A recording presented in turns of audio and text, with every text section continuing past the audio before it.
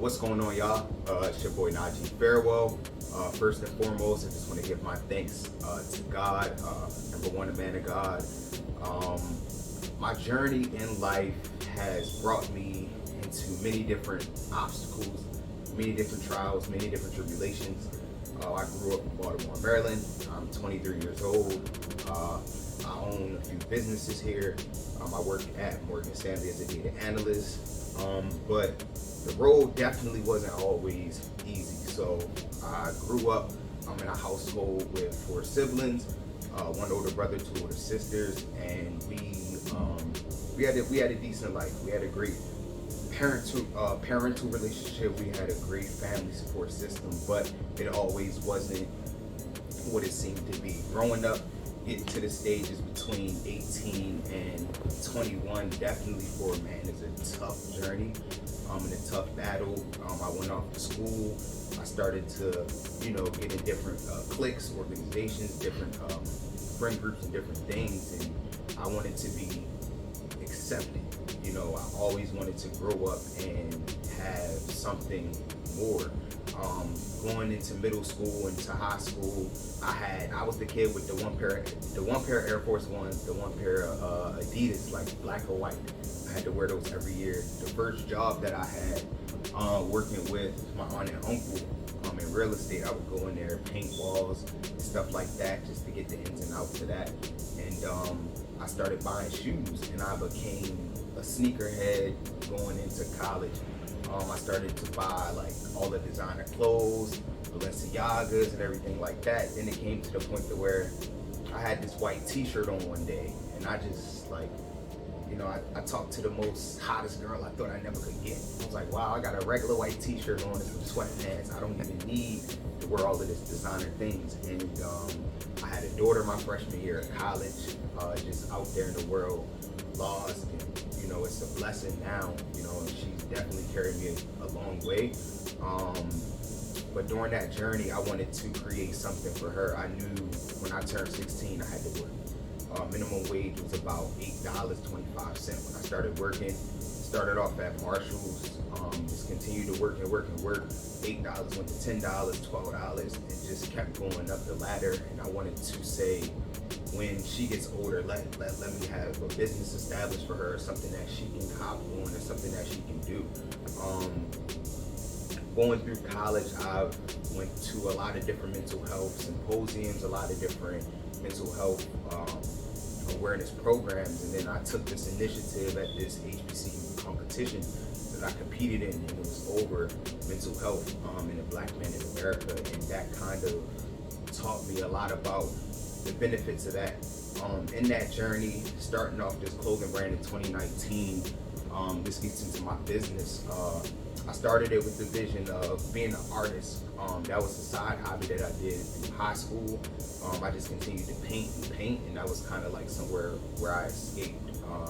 Getting into college, it wasn't really cool to major in art, something like that, because it was like, that's not what the coins was. So I was like, all right, I can always do that as a hobby. That translated into tattoos, and I love to just get tattoos and murals on my body, just to show like the journey and to tell a story of like life or where I'm going. Then that kind of transformed into my clothing brand. So the idea behind my clothing brand is, it's called Farewell Collection. As you guys know, Farewell is my last name. And the collection is more so of, when you get in the line to buy a pair of Jordans and it's like, wow, they sold out. Oh, y'all don't got my size. I done waited here for like 10 hours. It's that type of perception to it, to where it's a collection of exclusive pieces that I drop each and every season that's very limited. And each piece has messages behind it. Different like conspiracy, different type of things that the average person like would not think about, but it's also the same high quality fabrics that you would get from Balenciaga or Louis Vuitton. During the week, like after I get off of work, I travel to malls. I go to each clothing store, I take pictures of like the cotton, the material, and then I kind of outsource, and I have a few manufacturers across the countries, a few in Pakistan, one in India, and one in America, and I kind of just get different fabrics.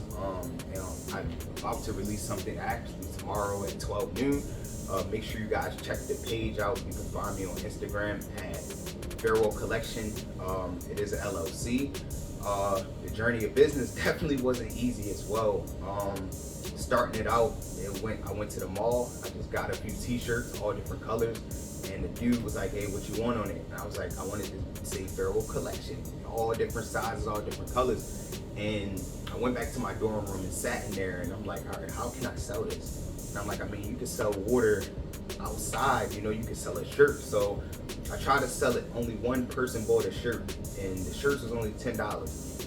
And I'm like, man, what am I going to do with these shirts? And I remember one of my mentors had told me, sitting shirts is still not going to make you money, because every day you're going to wake up and look at that product. And if that product doesn't sell, then you need to give it out. If you give it out, make sure you're giving it out to somebody who's going to bring you in more money. So I started to give it out to influencers, people on the campus who already was popular, who was known.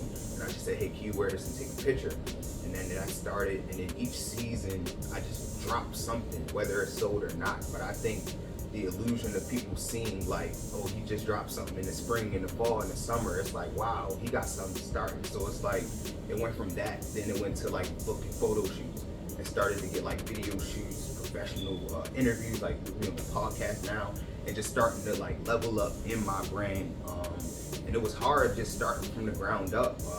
You just had to ask a lot of questions. Like, some people kept secrets, some people was gatekeeping, but going through that journey, it's like people that I run into when it comes to business, I'm letting you know everything.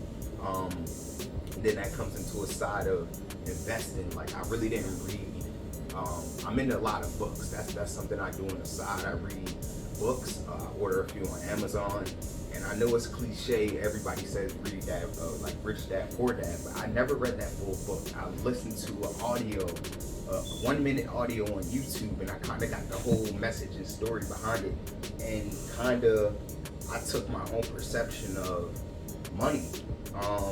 So it's like the power of money, because a lot of us can make it, a lot of us can work for it, but if you don't know the different types of money, then you kind of won't know how you can double it, quadruple it, and make money work for you.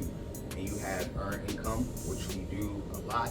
We go to work, we take those 8 hours, we get a paycheck that's earned. And you have the passive, and you have cash flow. So passive may be income to where you purchase a house, you pay your house off, you sell your house or you rent it out. Now people are paying every month for the rest of your life. That's passive. Cash flow may be just things as such that's gonna just come in extra. Oh, okay, I bought this 2K video game, I'm reselling it for about $50. I bought these tennis shoes for $150, I'm reselling them for $350. That extra money coming in is cash flow. So once you start learning the different avenues of money, that'll kind of teach you, okay, cool. I also watched the Ramsey show. Shout out to Dave Ramsey. They kind of get on calls 2 to 4 every single day. People calling in, I'm married, I'm divorced, or I got 2 kids, I'm 18, I just got out of school, I'm trying to buy my first house, I got $10,000 in the bank, my car's worth $50,000, I got like $15,000 in credit card debt, and the dude just like, look, cut all of this stuff off. What are you doing wrong? Like, what are you spending all week? And that kind of just taught me a lot about the value of money. Whatever you make is yours. Nobody's telling you to spend it. Some things we have to spend on. But I kind of break down my finances in a way as well as you always got to pay yourself first, regardless of anything. As soon as you get any type of income, it could be 10% of that. So if you made $1, take 10 cents and put that away. That's yours. 90 cents is what then you pay your bills, and then you go ahead and you have guilt-free spending. So a lot of times we feel guilty when we spend money, but you can spend money guilt-free. But first, pay yourself, and paying yourself, you can start off with 5%, 6%, 7%, even up to 15% of whatever income you make. Every 2 weeks or annually or monthly, you can kind of do your own budgeting. But if you take, let's say $100, put one in the Roth, one in the 401, one in the high yield savings account, each and every check, at least $100, that's $300 that you save over time, over 5 to 10 years. All of the compound interest, all of the rates that you now gain has doubled and quadrupled your money.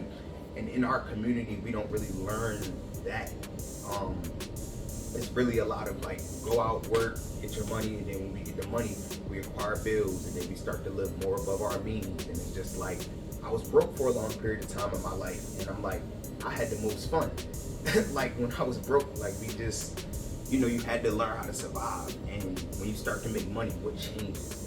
Still stay in that same bracket of I'm still surviving, and now you're building. That gets into generational wealth, and it gets into like generational curses. And when you break down the definition of generational curses, a curse is anything that comes out your mouth. A curse can be something that you say, like, you will never amount to anything. You're too fat, you're too this, you're too that. We gotta speak life into ourselves each and every day. We have to wake up and say, I am this, I will be this. And with the faith and trust in God, everything is possible, And I was on the phone with Pastor a few days ago, and I was just talking to him about, I said, a lot of people you hear say fighting demons, I was a point to where I'm like, yeah, I feel like that, And in this world, you got the flesh, you got the spirit. And when you think in these times into our spiritual realm, we have to realize that on the walk to faith, on this journey walk to God, there's going to be demons, there's going to be devils, there's going to be 1,000 of them. As soon as you become saved, now you're the enemy of the enemy, and every single day it's going to be temptation. And the demon really is mindset, and that means traumas, that means doubt, that means fear. Fear is not of God.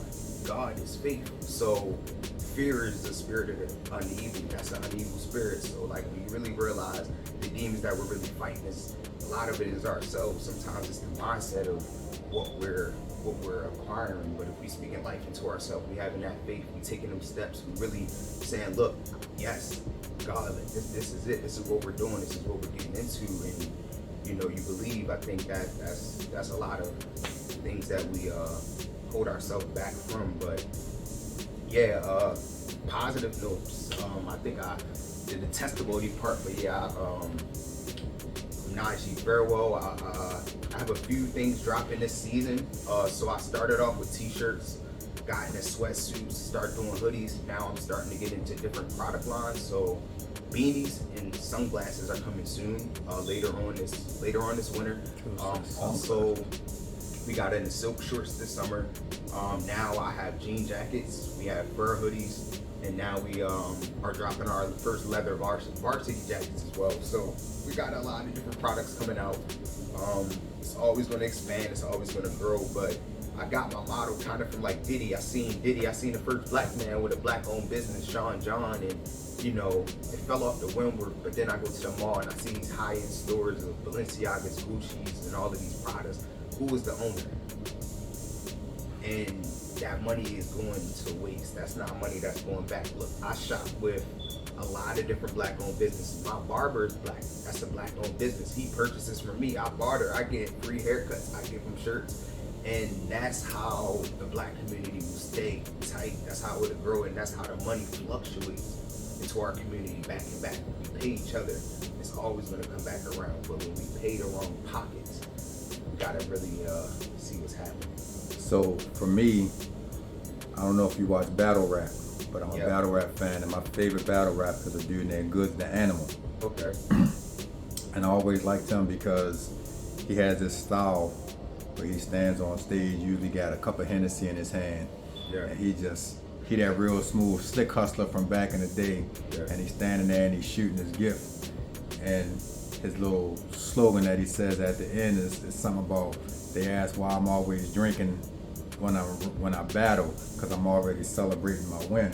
But the reason that I really became a fan of him outside of battle rap was because when he got into the entrepreneurial side, he took his love for colognes and went out and created like 3 or 4 different colognes. Wow. And then he transferred over to his love for sneakers, and he wanted to have his own sneaker. But what he said was, I'm not going to go to Nike or Adidas and have them create a sneaker. I'm literally going to create my own sneaker. So he has now a sneaker called a Slick Walk.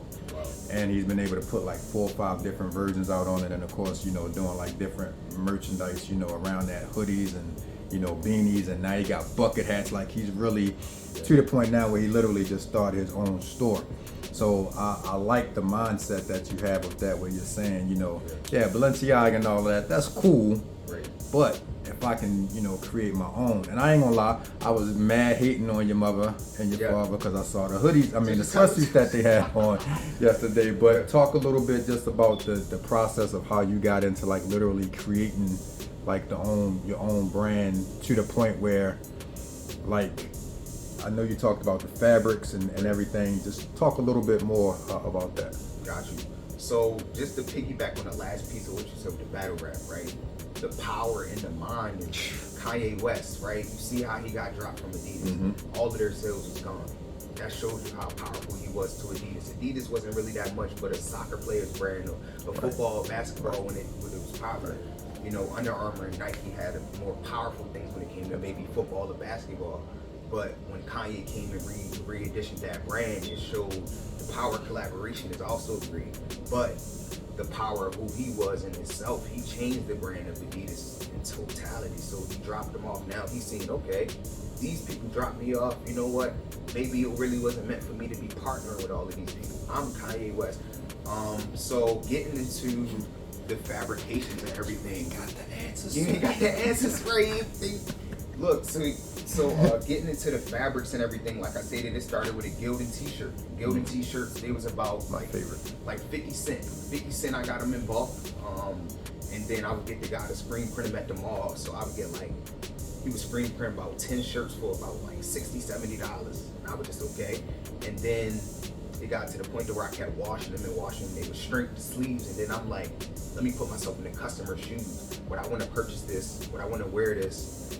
How are they feeling? What is the process of how this transaction is going? Because as the business owner, you're just, here goes the product. I like this, I like that. But let me put myself in their shoes. What would I want out of a product, and what would make me feel good in that whole experience? So I kind of just don't sell clothes in totality. I sell a vision. I sell in a whole illusion. I sell a collection, an exclusive thing. Like some people miss out some collections. I didn't get that. That's what I want. Mm-hmm. So it's kind of like the next time I already know you're guaranteed to come. It's kind of like I don't know that. It's like a psychology thing with like a business psychology. But how I got into the fabrics was my big idol was Kanye when it comes to fashion. And Virgil Abloh, rest in peace. So when I seen how he turned the regular Nike and just painted the check, or he'll just retake the tongue and repatch it on the side. I'm like, why would he do that? But now everybody love Off-Whites. Off-Whites is one of the biggest things, but it was just those small things that they did. So just trying to have a luxury designer brand, black owned, at an affordable price. But I want to give you the luxury of a Balenciaga hoodie, the luxury of a Louis Vuitton, a Gucci hoodie, a Miri or whatever. But you can get it for $50 instead of $250, $350. They're almost raping us out of our money in capitalism. They're not getting this. Some of the manufacturers, they getting for the same cost and the same prices as Zion. Same designer, same materials, same cottons and everything like that. And now they're selling it for $250 because of the name.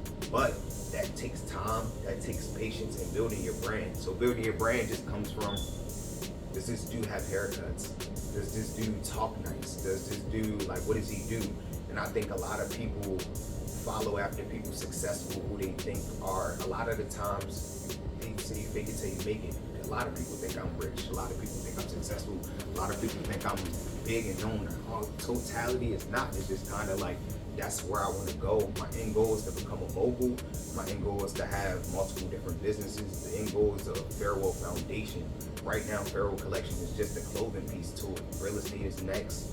And then expanding out and just becoming a motivational speaker, and also just a content creator, doing travel content, lifestyle content.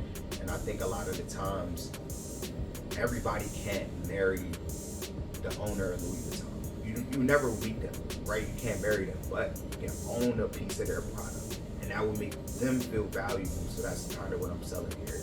But it's all love and it's all real, it's all authentic, and it's definitely real genuine here. And I'm not gonna rate people out their money. You can't get a good quality hoodie for $50, You can get a nice t-shirt for $25 still. Everything there is very meaningful, and at the end of the day, it's something that'll live on longer than me. And I know even when I'm not in flesh and I'm not still here on earth, I know that this will live on. The brand still has to push on, and I have something for my daughter and future kids to work at, or be the next CEO of, or something like that. So another what, 14 years, she 4 down, another 14 years when she turned about 18. I believe that she'll definitely have something, whether it's the mentality or whether it's a vision of her own. But yeah, that's where that piece came from. You talked a little bit about real estate being next. What's your plans with real estate? So real estate definitely is probably top three ways of becoming wealthy. And it's not like a greed thing. It's more of like the piece that I brought in before. Everybody's not gonna live. You know, once my grandma passed a few years ago, I kind of seen, wow, life does go on. Life does end. And that piece really woke me up to say, what am I leaving behind? I seen how her legacy left behind a lot of things. How she kept the family together, how she cleaned, cooked, talked, laughed, and brought that in. And I want the imageries and the experiences, like the photo shoots is fun, we do the video shoots we do is fun, like pop-up shops we go to is very fun. Everybody walking out with Christmas gifts, they just spent less than $200, got like 4 or 5 sweatsuits and a whole bunch of stuff, and I'm telling you, it's good stuff. Like, and you still look like you wearing designer clothing, you still feel like you're wearing designer. And sometimes it's not even about the money aspect, because some people like who don't have, I give. And I think the end goal with the clothing brand in general is to clothe humanity and make sure people have clothes on their back. But the real estate piece, I grew up in it. That was my first piece. I never really knew what was happening when I was working with my aunt and uncle, and then I went into college, and then I learned that the job I'm working at now, the 4 or 5 years I was in school really was about experience and network. The class was okay, but I mean the classes, I don't even remember half the classes I took, and some of the skills that I'm doing at my job I didn't even learn. They trained me to do. So the real estate piece was kind of like something that was just embedded in me, breeded in me, like just growing up. In totality, real estate has a lot of different avenues. You got management, you got selling homes, you got flipping them. I want to just start out my first real estate property, moving out, and it's going to be an investment property. I told myself, live below my means. I don't want to go straight out and let me just get a 3-4 level. Let me just go out. I can maybe live on the first level, share the kitchen, rental property, rent the basement out, and just start off like that and see where it takes me. But I also want to house people, you know, clothe people, house people. I want to kind of have everything. Like, you can talk to me, I can kind of lead you in any type of direction of, go to them. They got the best podcasts, go to them. They do the best haircuts, go to them. They sell the best liquors, go to them. They sell this best product, go to them. Like, that's who I want to be in the end. But yeah, real estate is just a small branch too, as well. There's so many things on my mind. Like, I think about it a lot. I'm just trying to just do one thing at a time, and just have that faith. Yeah, let everybody know how they can find you, contact you, follow. Yeah. What's going on again, y'all? You guys can find me on Instagram at Najee Farewell. That is NajeeFarewell. You can find my clothing brand as well on Instagram at Farewell Collection. That's FarewellCollection. Farewell Collection on Instagram. Najee Farewell on Instagram. You also can friend me on Facebook at Najee Speaks Farewell. You guys can find me on LinkedIn at Najee Speaks Farewell. You can find me as well on TikTok, Farewell Collection LLC. And I think that's about it. Also, if you guys want to inquire on email, you guys can email me at farewellnajee94@gmail.com. And you said you have something that's getting ready to drop. Oh yeah. Tomorrow, stay tuned. So I just posted a flyer today at 12 noon. We are starting our deliveries November 6th all the way up until November 27th. You guys can pre-order, and then deliveries begin December 1st through the 8th, and we'll be shipping them right out before Christmas or before. thank you again. And once again, I just want to shout out to Brother Antoine Grant, Access Granted, man. So thank you so much for this opportunity to be on this podcast. This was a good time, man. And, peace.